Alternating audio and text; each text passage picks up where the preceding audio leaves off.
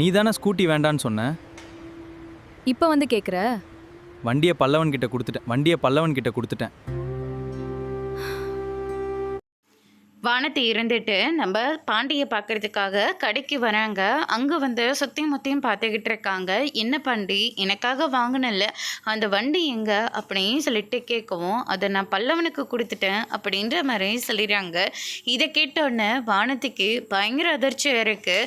கண்ணை இருந்துட்டு அதை தான் நீ வேண்டான்னு சொல்லிட்டு உங்கள் டாக்டர் வாங்கி கொடுத்த வண்டி தானே நல்லா இருக்குதுன்னு சொல்லிட்டு போனேன். பாண்டியன்னு உனக்காக கஷ்டப்பட்டு பார்த்து எந்த வண்டியுமே வேலை செய்யாமல் அந்த வண்டியை வேலை பார்த்து கொடுத்து உனக்காக பார்த்து செஞ்சா நீ என்னடனா இந்த வண்டியெல்லாம் ஒருத்தே இல்லை, எனக்கு டாக்டரோட வண்டி தான் பொண்ணுங்க ஓட்டுற மாதிரி ஸ்டைலாக இருக்குன்னு சொல்லிட்டு போனேன்.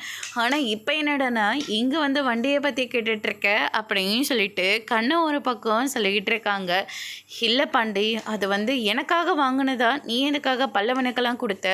ஏண்டி உங்ககிட்ட தான் வண்டி இருக்குல்ல, அதுவும் உனக்காக ஸ்பெஷலாக காசு கூட எவ்வளோன்னு சொல்லாமல் பெருந்தன்மையை கொடுத்தாருல்ல டாக்டரு, அதுக்கப்புறம் எதுக்காக நான் வாங்கி கொடுக்குற வண்டியெல்லாம் பல்லவன் காலேஜுக்கும் கிளாஸ்க்கும் ரொம்பவே கஷ்டப்பட்டு பஸ்லேயும் ஆட்டோலையும் போயிட்டு தான் இருக்கான்.